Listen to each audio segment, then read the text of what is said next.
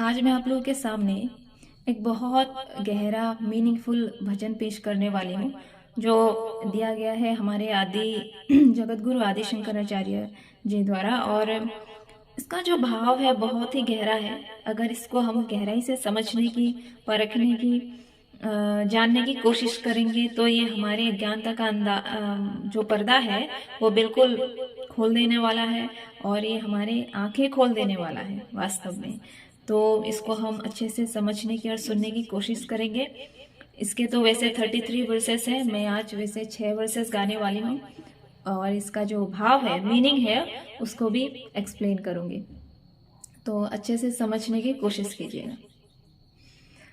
भज गोविंदम भज गोविंदम गोविंदम भज मूढ़ो मते संप्राप्ते सन्निहिता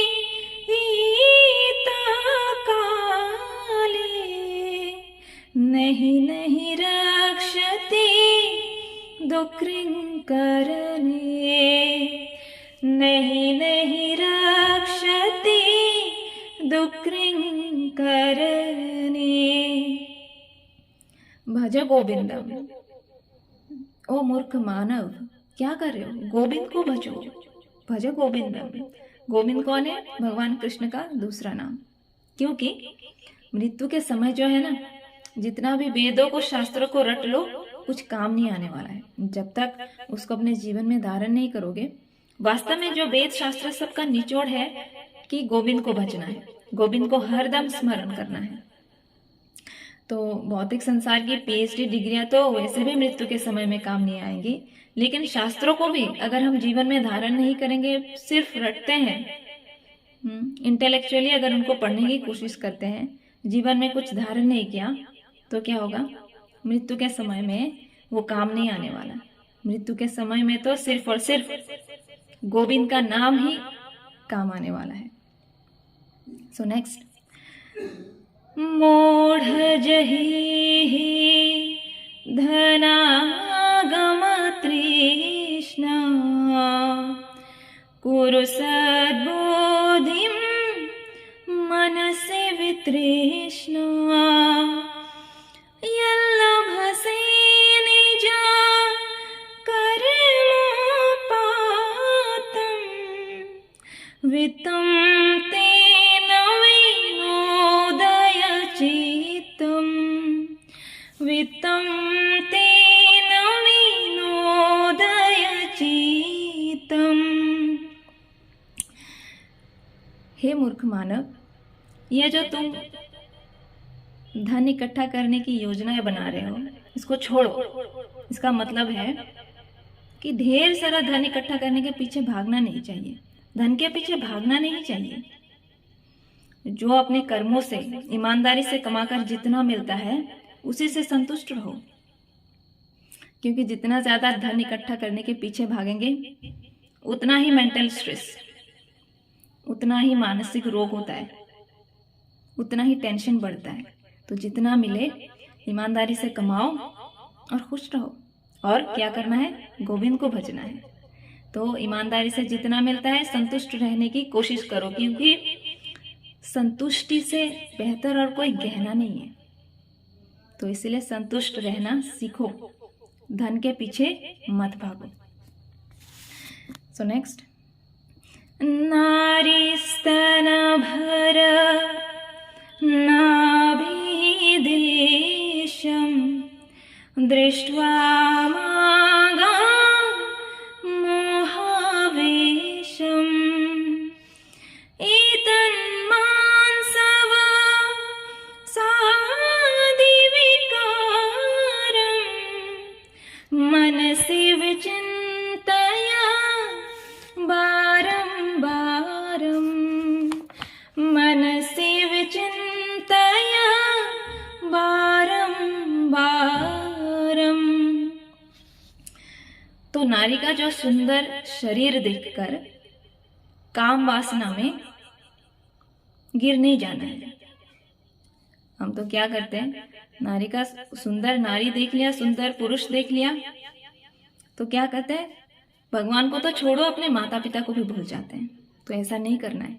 ये तो बस क्या है, मांस ही है, मॉडिफिकेशन ऑफ फ्लैश।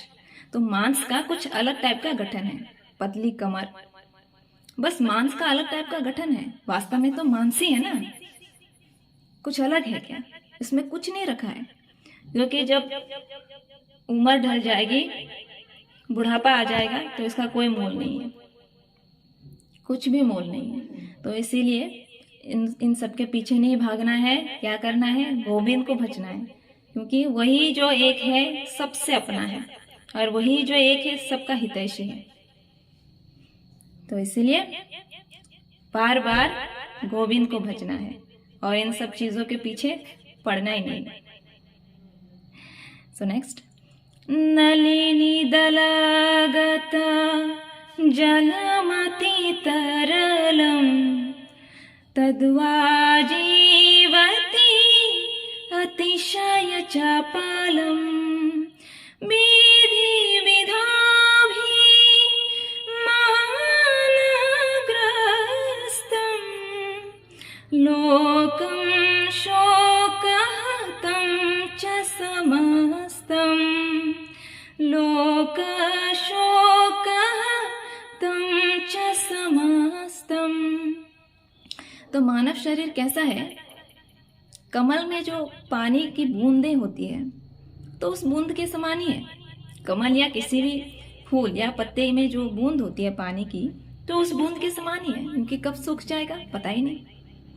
तो मानव शरीर कब खत्म हो जाएगा पता ही नहीं, आज है कल नहीं। अभी किसी मोमेंट में किसी से बात कर रहे हैं, हो सकता है नेक्स्ट मोमेंट में वो गुजर जाए। तो इतना क्षणिक है हमारा शरीर, मानव जीवन। तो क्या है, ये संसार जो है दुखों से भरा है। इसमें क्या है, पीड़ाएं हैं, बीमारियां हैं, बुढ़ापा है, अहंकार है, सारे विकारों से भरा है। तो इस संसार को मुंह लगाकर मिलेगा भी क्या? तो इसका मतलब संसार छोड़कर किसी जंगल में नहीं जाना है।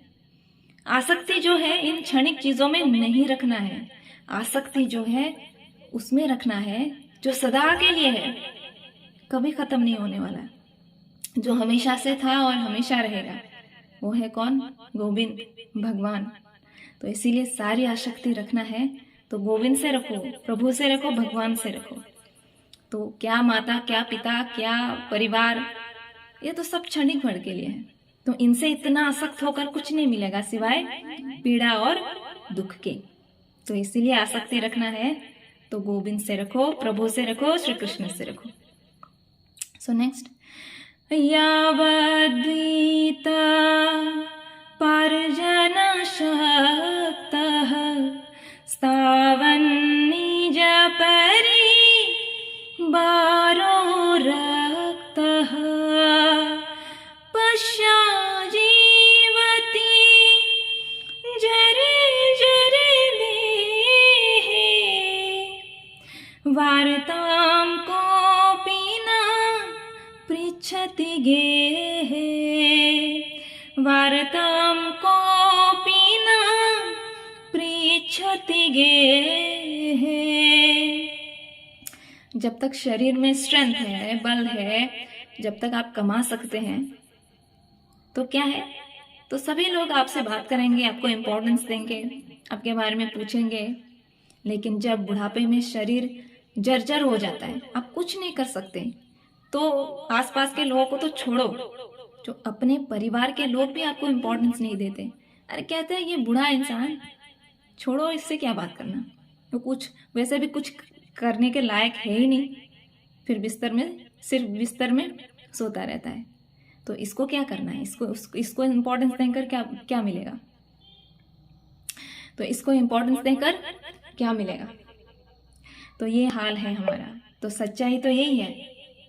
तो बुढ़ापे में हमारा यही हाल होगा। हम रोज देखते हैं कि लोग बूढ़े होते हैं, उनका क्या हाल होता है, रोज देखते हैं कि लोग मरते हैं, लेकिन क्या है, हमें एहसास नहीं होता है। हमें लगता है कि हम तो कभी बूढ़े होंगे नहीं, हमें लगता है कि हम तो कभी मरेंगे नहीं। अगर लगता तो हमें ज्ञान नहीं आ जाता, उसी मोमेंट में ज्ञान आ जाता है। अगर वाकई में लगता तो हम अपने माता पिता को वृद्धाश्रम में क्यों छोड़ते? तो उन्हें ये एहसास नहीं कि एक दिन वो भी बूढ़े होंगे। तो ये है सच्चाई।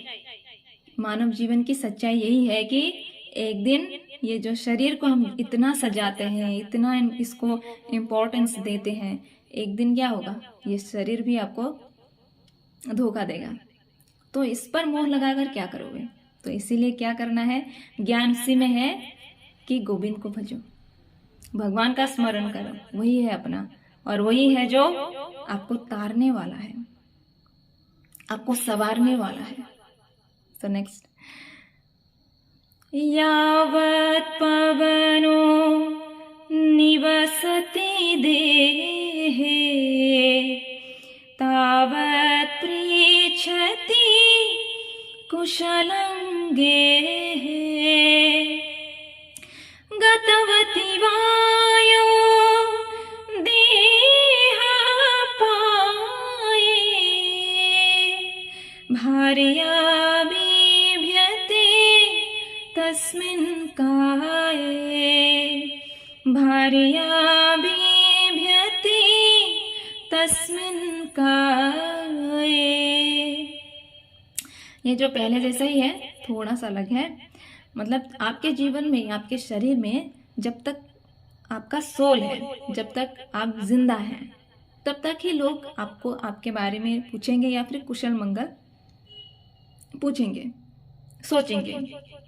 लेकिन जब आप मर जाएंगे तब तो आपके खुद की फैमिली मेंबर, इवन आपकी पत्नी, इवन आपका पति भी आपका शरीर देखकर डर जाएगा, जिसमें सोल ही नहीं है।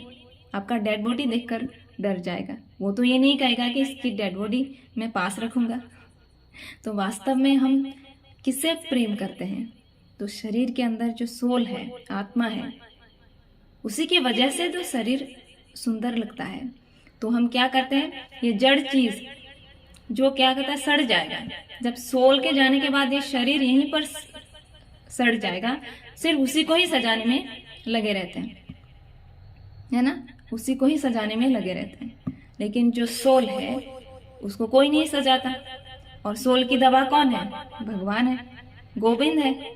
तो इसीलिए गोविंद को भजो, ज्ञान तो यही है। सो गोविंद को भजो। तो आज के लिए इतना ही। Thank you so much.